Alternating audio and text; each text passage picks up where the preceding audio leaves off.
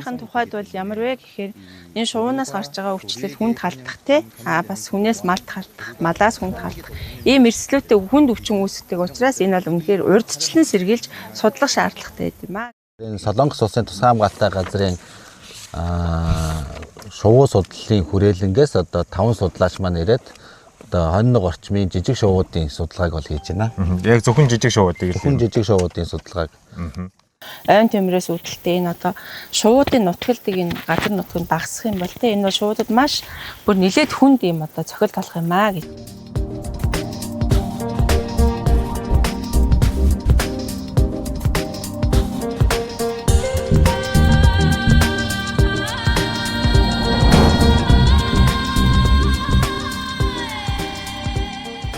За сайн байцгаана уу. Та бүхэндээ сайхан өглөөний мэндийг хүргье.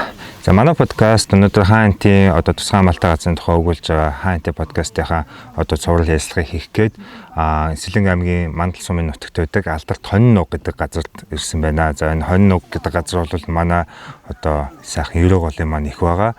Энд өнөөдөр бид нар бол одоо энэ хаантын тусгай хамгаалалтай газрын байгалийн биологийн олон төрөл зүйлийг судалдаг судлаачдын нэгэн одоо чиглэл болох шувуу судлаачдын одоо үйл ажиллагааг сурвалжлахаар ирсэн байгаа. За сайн байна уу өглөөний мэндээ. За өглөөний мэнд сайн байна уу? Сайн байна. За та өнөөдөр ирсэн зочдтой танилцуулаач энэ манад ирсэн байгаа судлаачд ямар зочдтой ирсэн байгаа вэ? За бид одоо Хонин нуг дээр жижиг шувууны судалгааг хийж байна. Тэгэхээр энэ Солонгос улсын тусгай хамгаалалтай газрын шувуу судлалын хүрээлэнгээс одоо 5 судлаач маань ирээд одоо 21 орчмын жижиг шувуудын судалгааг бол хийж байна. Яг зөвхөн жижиг шувуудыг судалгааг. За тэгээд хаантын тусгай хамгаалалтай газар маань хизээнээс энэ солонгосын судлаачтай хамтарч ажиллах болсон юм бэ? Бас тэгээд ер нь судалгааны ач холбогдлыг та бүхэн юу гэж үздэг вэ?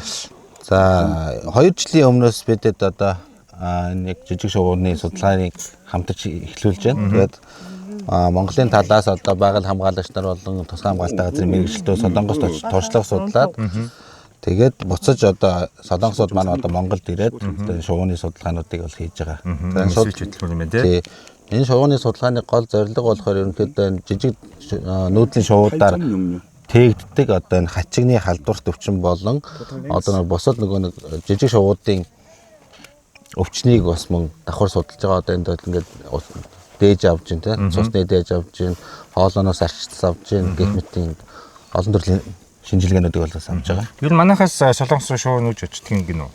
Тий. Энэ бол манай Монголд одоо бөгжлөгдсөн шувуунуудаас Солонгост очиод бас баригдчихсан тохиолдлууд бас байгаа. Тийм учраас ерөнхийдөө Монголд одоо ялангуяа энэ хаантын нуруундаар одоо нүүдлээд ирээд буцдаг энэ шувуудыг энд судлах юм ач холбогдолтой гэж үзсэн.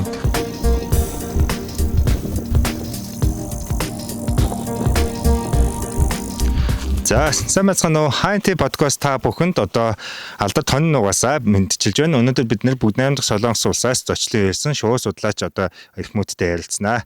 За өдрийн мэндэ таныг Монгол улсад зочлон ирж шувуу судалж байгаад явдал их талархалтай байна. Та ингээд өөрийнхөө хийж байгаа судалгааны талаар биднэрт товч танилцуулж ярьж өгнө үү? За сайн байцгаана уу. Би Солонгосын Korean National Park Service-ийн судалгааны төвийн шувуу судлалын төвийн судлаач Ким Ян Мо гэдэг хүн байна. Би шувуу бөгжлөх болоод шувууны судалгаа хийдэг хүн байна гэж хэлж байна. Сайн байна уу? За би надыг Кимжэ хүн гэдэг би тус судалгааны төвийн шувуу судлаач байна. Гэтэ миний хувьд бол шувууны одоо өвчин бас хачигны тухай судалгаа хийдэг хүн байна.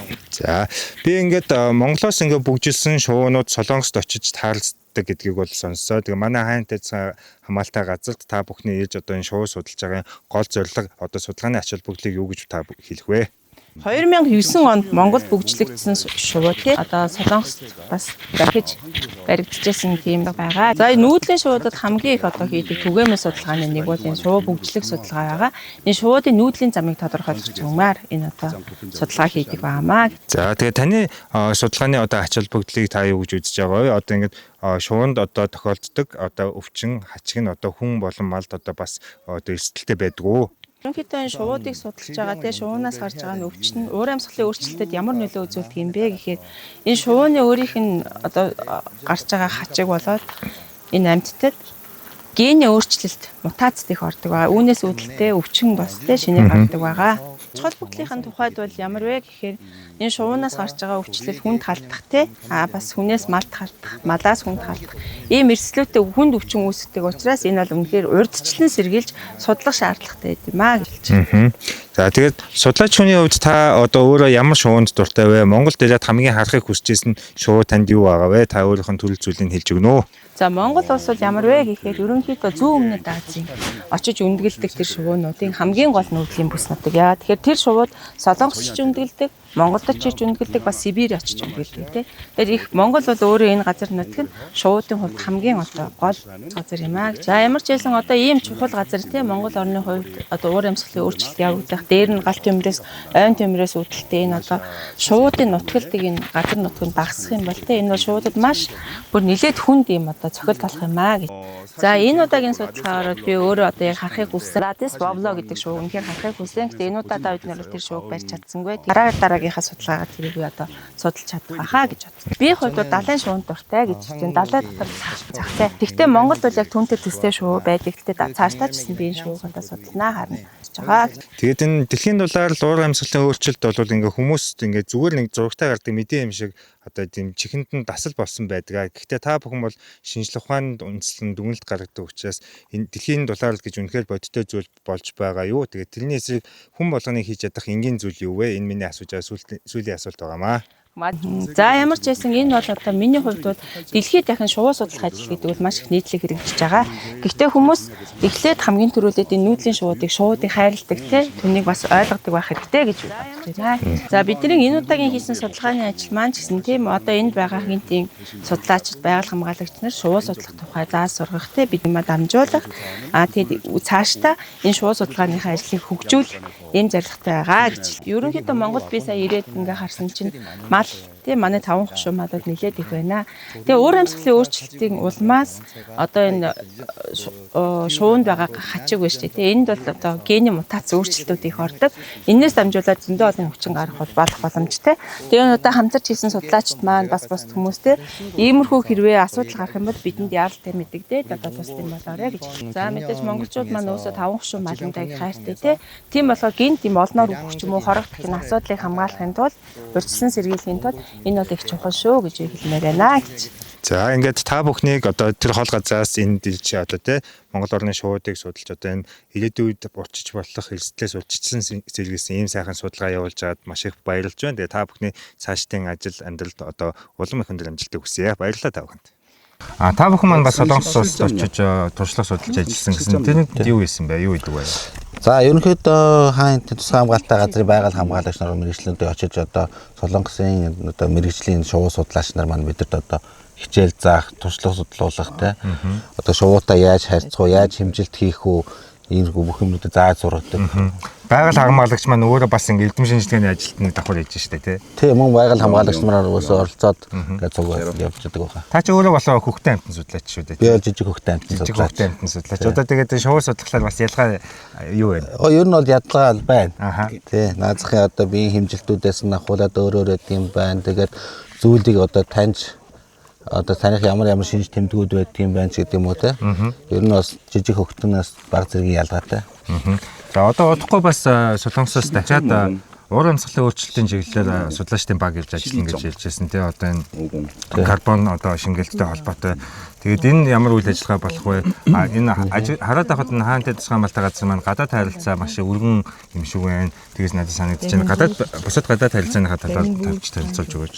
За тий одоо энэ 8 сарын 25-нд Солонгосын бас уур амьсгалын өөрчлөлтийг судалдаг юм судлаач нар маань бас хаан тийм дахин газар хөрөлцөж ирж одоо энэ шатсан ой болон жодоо модны энэ амьдрах орчныг судлах юм байгаа. Энэний та дутх нь болохоор ерөнхийдөө нүүрс хүчлийн шингээлтийг одоо хаан тийм нуруу хэрэг шингээж байна. Энэ талаар бол судалгаа хийх юм. Тэгэхээр ерөнхийдөө манай тусгай хамгаалалттай газар маань 2014 оноос хойш одоо энэ Солонгосын тусгай хамгаалалттай газар санамжлагын байгуулад одоо хамтран 10 гаруй жил хамтарч ажиллаж байгаа. За мөн бусад одоо гадаад дотоодын судлаач нар гэх юм бол одоо Германы судлаач нар бас ирж одоо энэ 9 сард бас ажиллах юм юмнууд байгаа. За бусад одоо төсөл хөтөлбөрүүд бас байна тийм. Зөв. Солонгос өөрөө бас жодоо модтой юм шиг байгаа юм тий. Тий. Тэгээд энд манад энэ өргөн тархсан жодоо модтой газрыг судалгаа юм. Тий, ер нь яг Монголд байгаа жодоо модны гол цөм нь ерөөсөө энэ хинтийн нурууны баруун тал одоо бидний энэ байгаа газар ерөнхийдөө гол цөм нь. Өөр одоо хинтийн нурууны зүүн тал ч юм уу төвсгэрэж бол байхгүй зөвхөн байгаа газар энддэг байна. Зөв. Монгол орны хувьд бол ер нь хөвсгөлийн одоо хойд хэсгээр маш бага хэмжээгээр тархсан байдаг бол ер нь гол цөм популяц нь одоо энэ хинтийн нурууны энэ баруун талд байдаг учраас ерөнхийдөө бас ач холбогдолтой газар. За, ингээд та бүхний судалгаанд амжилт хүсье гэж ажлаа үргэлжлүүлээрэ. Тэгээд баярлалаа. Мэдээлэл өгсөнд баярлалаа. Бид нэр бүгд намд Солонгос улсаас зочлон ирсэн одоо энэ шувуу судлаачтай та бүхэнтэй одоо үзэл бодол санааг нь хуваалцлаа. Удахгүй бид нэр Монгол шувуу судлаачдын талаар одоо энэ хаантын тусгай хамгаалалттай газарт манд байдаг шувуудын тухай ярилцлагыг хүргэх болно. Баярлалаа та бүхэнд.